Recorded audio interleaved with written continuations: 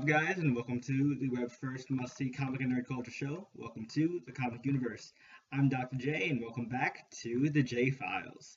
So, in case this is your first episode of the J Files, let me break down how this series works. So, instead of me going over a character and reading over their publication history, their different feats, powers, weaknesses, and all that, you've probably seen that a million times. The J Files is really more of an opinion piece series. It's me talking about various characters throughout comic and nerd culture and kind of giving my own personal opinion on them and why I like them, forming my own psychological profile, if you will, of these characters. And the character we're going to be talking about today in this episode of the J Files is, of course, your friendly neighborhood symbiote, or Symbiote, as they say in the trailer. I always said symbiote. I don't know if the trailer was saying it wrong. But Venom. Of course, the trailer dropped recently, at least as of this recording, and we have a review up on our Stardust done by none other than C-Dubs himself. So definitely go check that out. And I'm here to talk about it. So if you can see my background here, I'm a huge Spider-Man fan. Spider-Man is probably my favorite Marvel hero, period. And he is tied with Batman as my favorite superhero of all time. So, of course, the black suit and Venom are a huge part of Spider-Man's history and Spider-Man's character. Venom, well, the black suit first appeared in the original Secret War story in the 80s. And, of course, Venom he made a cameo appearance and then first fully appeared in The Amazing Spider-Man issue number 300, created by David Mazzucchelli and Todd McFarlane. Todd McFarlane, of course, drew the iconic Venom that we know today, big, bulky, with the Gene Simmons tongue and just the jaws and teeth. So, what is it that makes people like Venom so much? Well, first of all, of course, you gotta give it to Todd McFarlane. That design is fucking badass.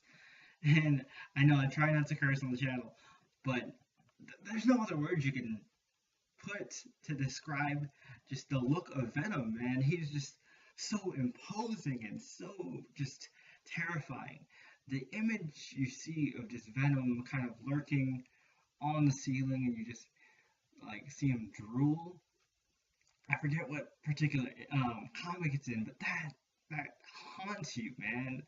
Like Venom, he is, well, when he first appears, he's just this embodiment of just pure hatred and malice, and it comes from, of course, the suit that was rejected by Peter Parker and now just has this hatred for Spider-Man, and so it bonds to someone who hates Spider-Man just as much, and of course that's Eddie Brock, who is a reporter that did a story exposing a supervillain which was proven wrong thanks to Spider-Man, and since he was outed as a fraud, his career and his entire life went belly up.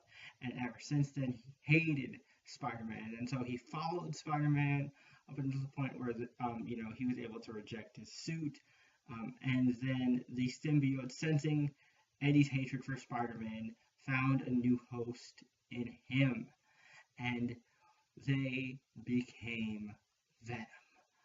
And it's kind of funny because this week I talked about Thanos, the Mad Titan, in the episode of the J Files that went up on Friday, and in this episode we're talking about Venom, and Venom and Thanos are similar in one particular way. So the symbiote, the Venom symbiote, it is honestly at first using Eddie Brock as a rebound guy because it was rejected by Spider-Man, but eventually the symbiote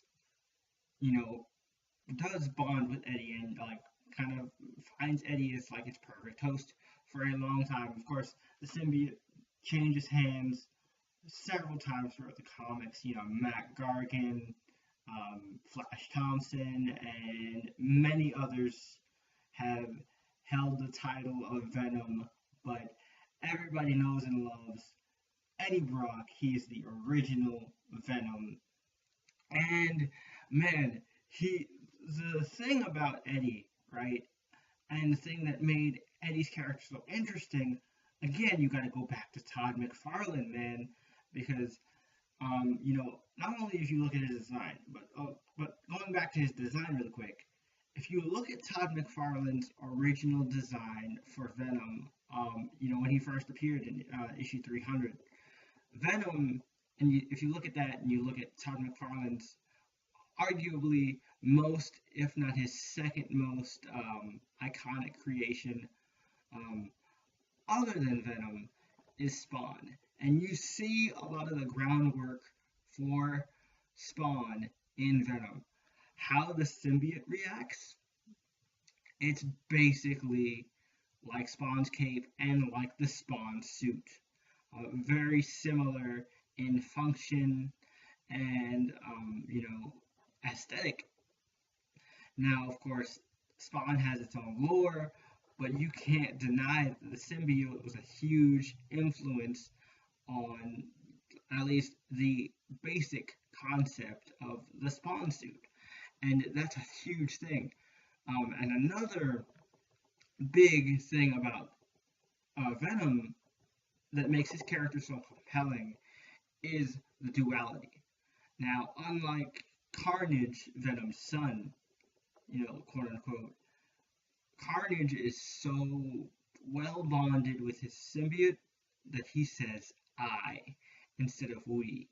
He is perfectly matched with Carnage. Now, Venom is Eddie Brock is a great host for Venom. However, there's still this duality to him. That's why, whenever Venom speaks, they say we.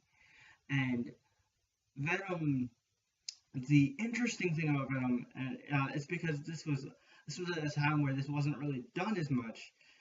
This was right at the time where anti-heroes were just starting to become a thing. And the interesting thing about Venom, and what I like, is the duality between him, like I was saying, and kind of his struggle to fight the monster within. Because, all of us have our flaws, all of us have our inner demons. Eddie, he has those anger issues. He just is nothing but rage and hatred and, well, venom. And for a long time, he's just kind of wallows in it. And that's what turned him into this villain. He's consumed by the symbiote. But then when he starts to realize that, this isn't me, I can use this power to help people. He is kind of torn, he struggles on a daily basis with this power, with this monster. Very similar to characters like the Hulk, has a very similar complex. And then Venom kind of he was one of the earliest characters to walk that line of being a hero and a villain, being an anti-hero, killing bad people. He does kill, but he only kills bad guys. Venom, the Lethal Protector. It's one of my favorite miniseries, and it shows just kind of this struggle that Eddie has to always. He wants to be a good guy, but that voice in his head, the symbiote, corrupts him. It knows his deepest, most base thoughts and urges, and it amplifies it and amplifies it, and you just drives him nuts. And this constant feed to hunger, it really draws you to his story, and you really, you root for the guy, but you also feel so bad for him. It's crazy, and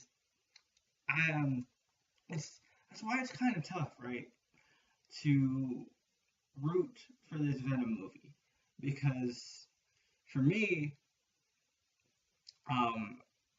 Eddie's connection to Peter Parker and the symbiote's connection to Spider-Man are such integral parts to his character and such driving forces to the story that I don't know how you're going to do it without him.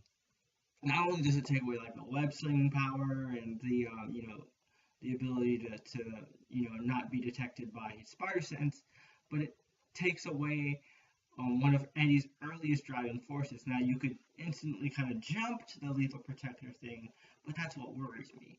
Like I what I liked about Venom when he first came out was the build-up. At first, you think he's just this Venom is just this horrid, terrifying creature, but then you see that Eddie, the man, has the ability to tame this beast and use it for good, and it tears him up on the inside. Like having to resist this urge to kill and to hurt people. It's one of the easiest archetypes to understand. Again, it's something that's like you see with all kinds of monsters all throughout fiction: vampires, werewolves, even aliens, which what the symbiote is, and it's really really cool to find out to watch that struggle, and I think that's why a lot of people connect to Eddie, and Eddie's whole saga with the symbiote, his whole story all throughout Venom's history is a massive metaphor for addiction. So anyone who struggled with any type of vice or addiction, whether it be like gambling, sex, alcohol, drugs, any of that, you can relate to Eddie because you don't want to relapse. You don't want that spiral to go back to square one. You've worked so hard to get to where you are only to fall back down. And that's what keeps you reading Venom. That's what keeps me reading Venom. That's why I think Venom is an interesting character. But now it's your turn. Tell me, what do you like about Venom? Is it his badass design? Is it his powers? Is it the cool suit, which again falls under badass design? What are some of your favorite Venom stories? And do you think this Venom movie can still work? Now, Tom Hardy is a fantastic actor. I think perfect casting. And on paper, I think this would have been phenomenal. But the fact that it is just purely Sony and that Spider-Man seems to not be involved in this at all really has me worried. But do you think that this Venom movie can work? Do you think Venom as a character and that arc, based on regret and addiction, can work in a movie by itself? Let me know all of this in the comments down below. As always, don't forget to leave this video a like to let us know you enjoyed it. And if you haven't already, please hit that subscribe button and hit that notification bell so you get notified every time we upload a new video. Comic Universe is your #1 source for news, reviews, and so much more. We've got plenty to offer you here in the universe, so definitely hit that subscribe button. We would really appreciate it. And in the outro card, I will leave linked my previous episode of the J-Files where I discussed the Mad Titan himself, Thanos, but the comic version with no Infinity War spoilers. Now, this episode on Venom is strictly about the comic version because the movie hasn't come out yet. Now, when the movie does come out, I'll probably do a follow-up on the movie version of Venom to kind of do a comparison. But as for what's up next for the J-Files, next we'll be talking about one of my personal favorite Avengers, Wanda Maximoff, the Scarlet Witch. But until then, leave all your thoughts and feels about Venom in the comments down below, and also leave any requests for any characters you would like for me to cover on the J-Files. But until next time, this is Dr. J, and like I always say, once a comic geek, always a comic geek, and once a Venom fan, always a Venom fan. Until next time, I'll see you in the universe.